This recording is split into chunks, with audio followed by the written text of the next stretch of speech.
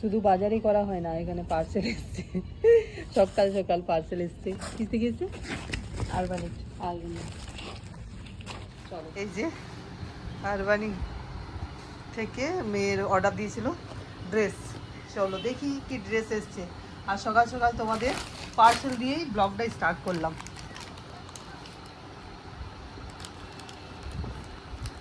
খুব মজা হয় পার্সেল দিয়ে সকাল সকাল পাওয়া যায়।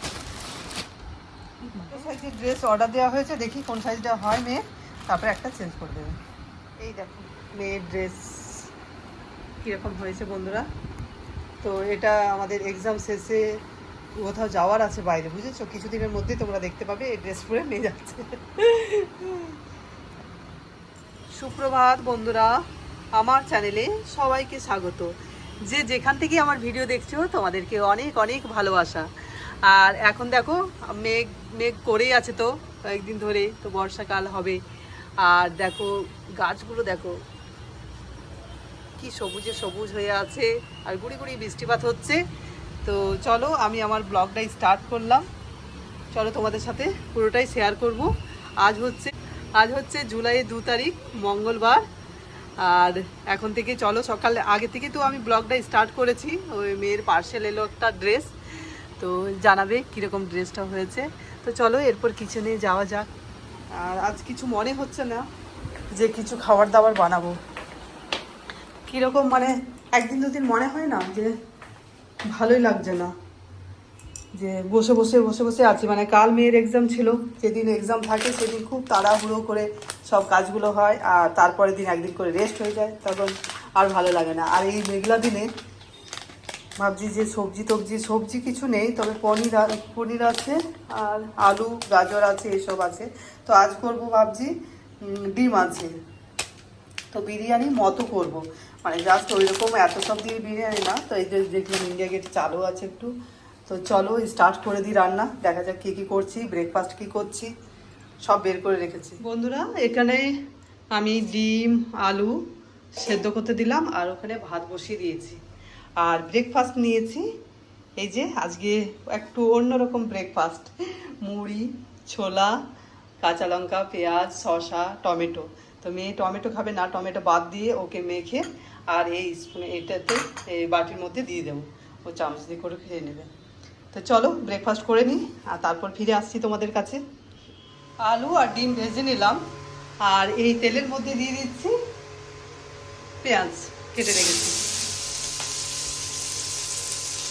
জাস্ট ওই ডিমের কষা করে আর রাইস দিয়ে দেবো, তাহলে হয়ে যাবে এগ বিরিয়ানি। সবজি না থাকলে বাড়িতে এইরকম করে বানালে মানে খেতেও ভালো, আর বেশ ভালো, মানে শুনতেও ভালো।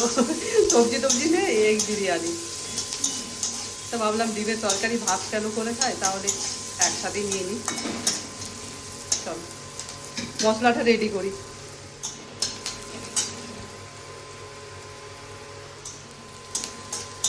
চলো পেঁয়াজ ভাজা ভাজা হয়ে গেছে, এরপরে এই যে আদা রসুন আর কাঁচা লঙ্কা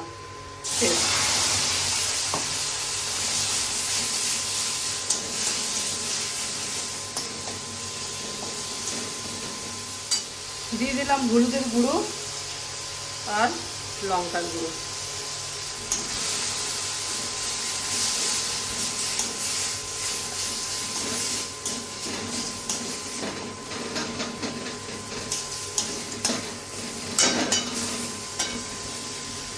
চলো একটু ঢাকা দিয়ে দিই।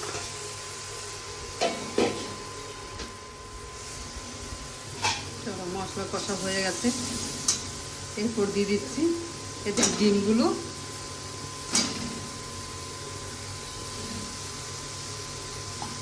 আর 3টে আলু, আর বাকি এই আলুগুলো ওখানে ভাতের মধ্যে দেবো।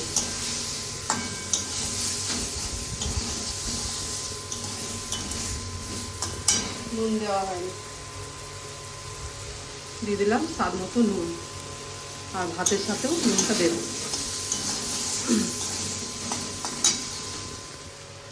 এরপর জল দিয়ে দিচ্ছি, লেগে যাচ্ছে। এইরকম না প্রায় দিনে বানিয়ে খাওয়া হয়ে যায় আমাদের। তো বাড়িতে কিছু না থাকলে মানে ডিম তো থাকবে, ডিম আলুটা তো থাকে, তো সেই জন্য জাস্ট একটু বানিয়ে খেয়ে নিলাম, খেতে বেশ ভালো লাগে। আর বিরিয়ানির মশলাও বাড়িতে ছিল না, সেটা আমি এখন তৈরি করলাম। একটু ঢাকা দিয়ে দিই, ফুটতে থাক। চলো দেখি কত দূর হয়েছে।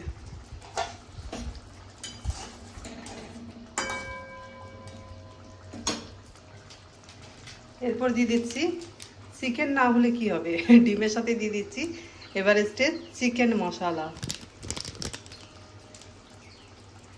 একটু ভালো গন্ধ উঠবে।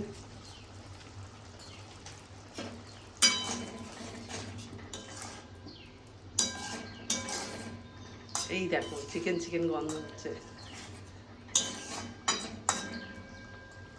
দিয়ে দিচ্ছি একটু গরম মশলা।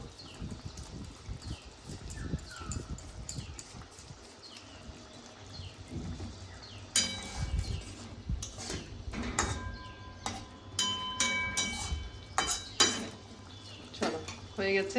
এরপর গ্যাসের ফ্লেমটা করে দিচ্ছি। আর এই যে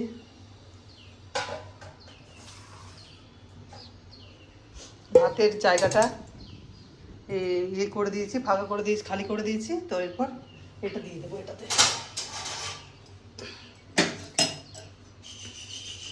আমি তো এইভাবেই বানাই, এটা আমার সহজ মনে হয় বানানোটা।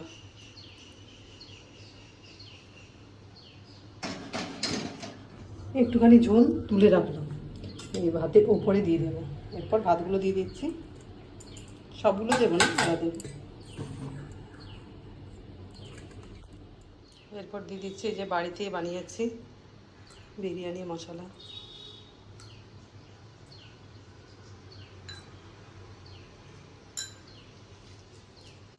গোলমরিচের গুঁড়ো অনেকটাই পড়ে গেল, নুন দিয়ে দিচ্ছি।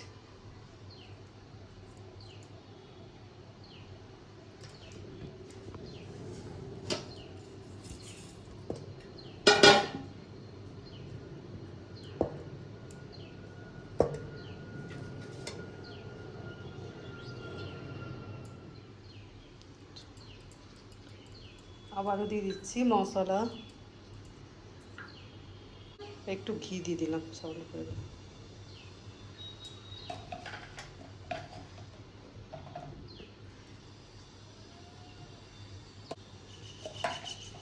এরপর যে ঝোলটা রেখেছিলাম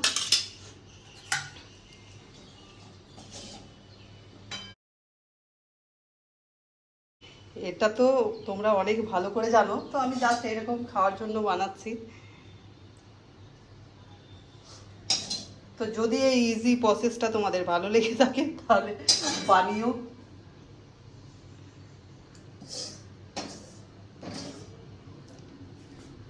আর বাচ্চা থাকলে তো বলারই নয়, বলবে বিরিয়ানি হয়েছে, ওদের তো খুব পছন্দ। বিরিয়ানি সবারই পছন্দ, যেমনই হোক। লঙ্কা দিয়ে দিলাম।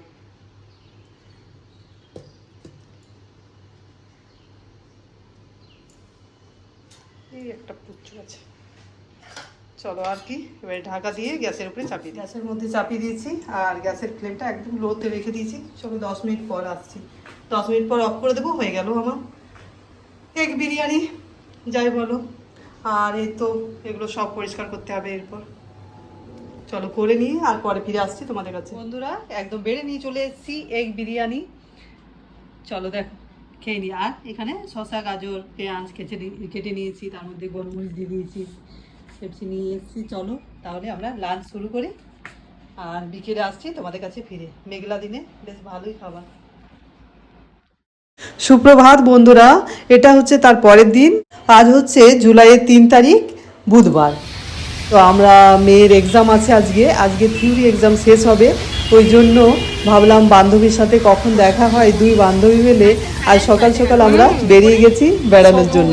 মানে বাসে করে প্রথমে হেঁটে হেঁটে গেলাম, তারপরে বাসে করে করে সব জায়গা ঘুরে ঘুরে দেখলাম। কিন্তু তখন তো বাজে, আমরা বেরোলাম 10টার সময়, আর 10টার সময় তো কোনো মল বা কিছুই দোকান কিছুই খুলেনি। তো যাই হোক আমাদের শুধু ঘোরা হলো। কোনো জায়গায় হেঁটে হেঁটে ঘুরেছি আর কোনো জায়গায় বাসে করে করে ঘুরেছি, তারপরে নিজেদের জায়গায় ফিরে এসেছি। তো চলো আমরা যেখানে যেখানে গেলাম তোমাদের সাথে সেটা শেয়ার করছি। আমরা দুই বান্ধবী মিলে সেদিন একটু এনজয় করে নিলাম। আর মেয়েরা এক্সাম দিচ্ছে, জাস্ট থিওরি এক্সাম শেষ হবে, তারপর প্র্যাকটিক্যালগুলো শুরু হবে। তো ওদের আলাদা আলাদা ডেট হতে পারে, এই জন্য আমরা বেরিয়ে পড়লাম দুজনে। দেখো কালারগুলো দেখো কি সুন্দর, ভালো লাগছে দেখো। এগুলো সব বসুন্ধরা মন্দিরের সামনে। হ্যাঁ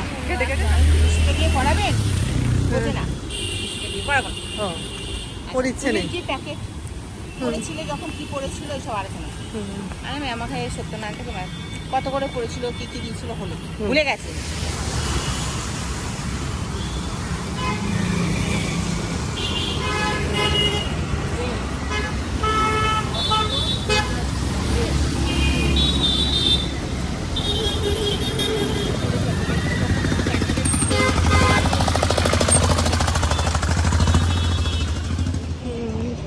এটা কি অফিস গো? কিছু তো নাম লেখা নেই।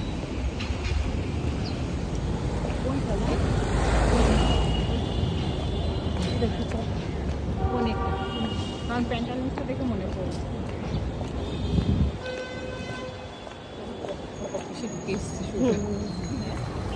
কত বড় বড় মনে হচ্ছে।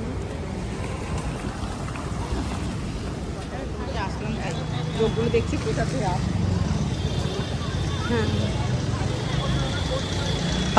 এই যে RDB মল ঘোরা হয়ে গেল আমাদের, ঘুরলাম চারপাশে, শুধু বাইরেই ঘুরলাম, মানে ভেতরে তো এখন কিছুই খোলেনি। তো এই জন্য এখান থেকে ভাবছি চলো অন্য জায়গায় যাই। আর এখন আমরা বাসে করেই চলে গেলাম, বাসে 10 টাকা নিল। তো ভাবলাম চলো নিকো পার্কে নেমে যাই। তারপরে নিকো পার্কে নেমে দেখলাম, তো টিকিট কাউন্টারে গেলাম, তো ওখানে 400 টাকা করে টিকিট জানা আছে, কিন্তু 400 টাকার মতো আমাদের ঘোরার তো টাইম নেই, মানে পুরোটা ঘুরতেও পারবো না। তো সেই জন্য ভাবলাম আর এতটা টাকা দিয়ে সত্যি মেয়েদিকে নিয়ে সঙ্গে নিয়ে এলেও হতো। তো জাস্ট অনেক দিন আগে দেখেছিলাম, মানে 10 বছর, প্রায় 10 বছর আগে এসেছিলাম, তখন নিকো পার্ক ঘুরেছি। কিন্তু ইকো পার্কে রিসেন্টলি গিয়েছিলাম, আগে ডিসেম্বরে গেছিলাম 2023-এ, কিন্তু এই নিকো পার্ক আসা হয়নি, আর সেই জন্যে আর গেলাম না। তো দুই বান্ধবী মিলে ওই জাস্ট ওখানেই ঘোরাঘুরি করলাম। তারপরে ফিরে এসে আমরা ওই যে মেট্রোর নিচে বসে থাকি, তো সেখানেই বসলাম। আমি মুড়ি চানাচুর নিয়ে গেছিলাম, তো ওগুলোই খেলাম। আর খেয়ে পরে তারপরে চা খেয়ে বেশ আমাদের টাইম পার হয়ে গেল। 1:15 বাজে, তখন আমরা চলে গেলাম ওখান থেকে। তাহলে আমরা বেশ ঘোরাঘুরি করলাম, বেশ ভালো লাগলো। অনেক কিছু গল্প, ঘোরাঘুরি, মানে একই জায়গায় বসে থাকি। তো আজকের ওয়েদারটাও ঠিক ছিল, মানে বেশ ঝিমঝিম ঝিমঝিম, মানে একটু একটু বৃষ্টি পড়ছিল, যে এতটাই বৃষ্টি পড়ছে ভিজে যাচ্ছে সেই না, ওয়েদারটা খুব সুন্দর ছিল। তো এই জন্যে ঘুরতে ভালো লাগলো। অন্যদিন এত গরম থাকে, তো এক জায়গায় বসে থাকি, ওই জন্য এক জায়গায় আর কোথাও মানে রৌদ্রে তাপে বেরোবো কোথায়। তো ওয়েদারটা ঠিকের জন্য তো ভালো দিন ছিল, তো ঘুরে নিলাম ওই জন্য। তো চলো আমি আমার ব্লগটা এখানেই শেষ করছি। আমার ব্লগটা তোমাদের যদি ভালো লেগে থাকে, কোনো অংশ যদি ভালো লেগে থাকে, তাহলে তোমরা লাইক, কমেন্ট, সাবস্ক্রাইব করে দেবে। তাহলে এখনকার মতো টাটা, দেখা হচ্ছে পরের ব্লগে। তোমরা সুস্থ থাকবে, সকলেই সুস্থ থাকবে, ভালো থাকবে।